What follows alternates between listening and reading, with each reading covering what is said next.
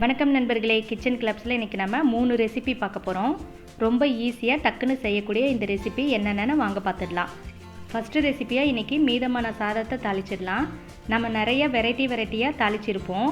ஆனால் இது எங்கள் ஊர் ஸ்பெஷலான கறி வடகம் போட்டு தாளிக்கிறது ரொம்ப ஈஸி. இது எப்படி செய்கிறதுன்னு பார்க்கலாம். சாதத்துக்கு தக்கன கறி வடகம், காஞ்ச மிளகாய், கருவேப்பிலை எடுத்துக்கலாம். கடாயில் 2 ஸ்பூன் எண்ணெய் விட்டு காஞ்சதும் கடுகு சேர்த்திக்கோங்க. கடுகு பொரிஞ்சதும் நசுக்கி வச்சுருக்கிற கறிவடகம் சேர்த்திட்டு தேவையான அளவு உப்பு சேர்த்து அப்படியே வறுத்துக்கலாம். கறிவடகம் தீஞ்சி போயிடாமல் பார்த்துக்கோங்க. இப்போது கருவேப்பிலை, காஞ்ச மிளகாய், கொஞ்சமாக பெருங்காயத்தூள் சேர்த்து வறுத்துட்டு கூடவே நம்ம உதிர்த்து வச்சுருக்கிற சாதம் போட்டு கலந்து விட்டுடலாம். இது கூட நம்ம வெங்காயம் வேணாலும் கூட சேர்த்திக்கலாம். நல்லா கலந்து விட்டு எடுத்தாக்கா நம்மளோட ஈஸியான கறிவடக தாளிப்பு சாதம் ரெடி ஆயிடுச்சு. ரெண்டாவது ரெசிபியாக காளான் வதக்கல் பார்த்துடலாம். இந்த ரெசிபி ரொம்ப ஈஸியானது, அதே சமயம் சத்தானதும் கூட. பாருங்கள், இது இயற்கையாக கிடைச்ச காளான். எவ்வளோ பெருசாகவும் அப்படியே மொத்தமாகவும் இருக்குது பாருங்கள். அப்படியே பஞ்சு மாதிரி இருந்துச்சு. இதை நம்ம கட் பண்ணி எடுத்து தண்ணியில் போட்டுக்கலாம். தண்ணியில் போட்டு கொஞ்சமாக உப்பு சேர்த்து விட்டு ஒரு 2 டைம் இல்லை 3 டைம் கழுவி எடுத்துக்கலாம்.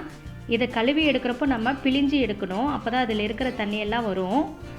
நல்லா பிழிஞ்சு எடுத்து வச்சுருக்கிற காளானை நம்ம வதக்கிடலாம். இப்போது கடாயில் 3 டேபிள் ஸ்பூன் அளவுக்கு எண்ணெய் சேர்த்திடலாம். எண்ணெய் காய்ச்சதும் 1 டீஸ்பூன் கடுகு சேர்த்திடலாம். கடுகு பொரிஞ்சதுக்கப்புறமா மஞ்சள் தூள், உப்பு, மிளகாய்த்தூள் தேவையான அளவு சேர்த்து விட்டுட்டு அது லேசாக பொரிய ஆரம்பித்ததுமே நம்ம பிழிஞ்சு வச்சுருக்கிற காளான் சேர்த்திட்டு கொஞ்சம் கருவேப்பிலை சேர்த்து நல்லா வதக்கி விட்டுடலாம். இந்த காளானுக்கு கொஞ்சம் எண்ணெய் அதிகமாக இருந்தால் ரொம்ப நல்லாயிருக்கும். காளான் வதக்கிறப்பவே பாருங்கள், நல்லா தண்ணி விட ஆரம்பிச்சிருக்கு. இந்த தண்ணியெல்லாம் இழுத்து எண்ணெய் வெளியே வர ஆரம்பிக்கிறப்போ நம்ம ஆஃப் பண்ணிடலாம். சூடான சாதம், சப்பாத்தி, இட்லி, தோசைக்கும் சூப்பராக இருக்கும். செஞ்சு பாருங்கள். இப்போ 3வது ரெசிபியாக புளி மிளகாய் செய்ய போகிறோம். இதுக்காக தோட்டத்திலிருந்து பச்சை மிளகாயெல்லாம் பறிச்சிட்டு வந்துடலாம். இப்போ நம்ம சாப்பிட்ற ஊறுகாய்க்கெல்லாம் முன்னோடி இந்த புளி மிளகாய்னு நினைக்கிறேன். பாட்டிங்க நமக்கு செஞ்சு கொடுத்துருப்பாங்க. நம்ம அதை மறந்து கூட போயாச்சு. இப்போ அது திரும்பவும் நம்ம செய்ய போகிறோம். நல்ல திக்கான புளி கரைசலாக 1 கப்போ இல்லை 2 கப்போ தேவையான அளவு எடுத்துக்கலாம். அதில் காம்பு கிள்ளிட்டு கழுவின பச்சை மிளகாய் போட்டுட்டு கூடவே மஞ்சள் தூளும் தேவையான அளவு கல்லுப்பு சேர்ந்து கலந்து விட்டு அடுப்பில் வச்சிடலாம். இது நல்லா கொதித்து வரணும்.